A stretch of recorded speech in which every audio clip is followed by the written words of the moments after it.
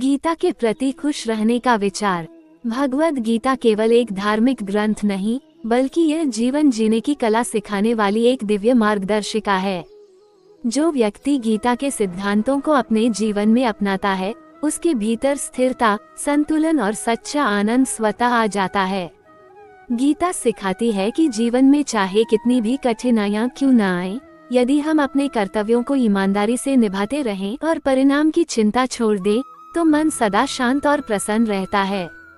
श्री कृष्ण ने अर्जुन से कहा था, कर्मण्येवाधिकारस्ते मा फलेषु कदाचन, अर्थात मनुष्य का अधिकार केवल कर्म करने में है, फल पर नहीं।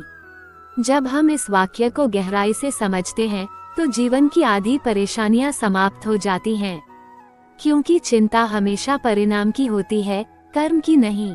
यदि हम कर्म में आनंद खोज लें, तो जीवन अपने आप खुशियों से भर जाता है।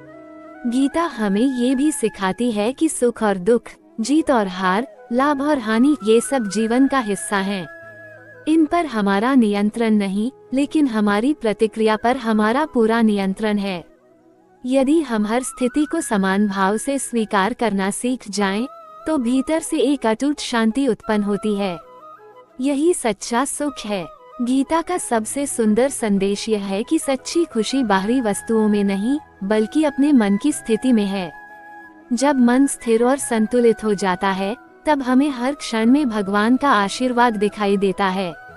जो व्यक्ति गीता को जीवन में उतार लेता है, वह न क्रोध में बहता है, न लोभ में उलझता है, न ही ईर्ष्या में जलता है। वो हर परिस्थिति में खुश रहना सीख जाता है। गीता हमें आत्मज्ञान का मार्ग दिखाती है। ये बताती है कि हम केवल शरीर नहीं, बल्कि आत्मा हैं।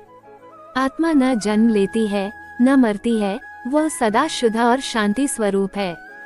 जब ये ज्ञान जीवन में उतर जाता है, तो कोई भी दुख स्थायी नहीं रहता। इसलिए जो व्यक्ति रोज गीता का एक श्लोक पढ़ता है या उसके अर्थ को समझने का प्रयास करता है, उसका मन धीरे धीरे सकारात्मकता से भर जाता है। वह दूसरों की सफलता में प्रसन्न होता है, असफलता में धैर्य रखता है और हर स्थिति में ईश्वर की इच्छा को स्वीकार करता है। अंत में कहा जा सकता है कि गीता के प्रति श्रद्धा और अभ्यास ही खुश रहने का सबसे बड़ा रहस्य है। जो गीता के अनुसार जीना सीख लेता है, वह स्वयं में पूर्ण और प्रसन्न हो जाता है।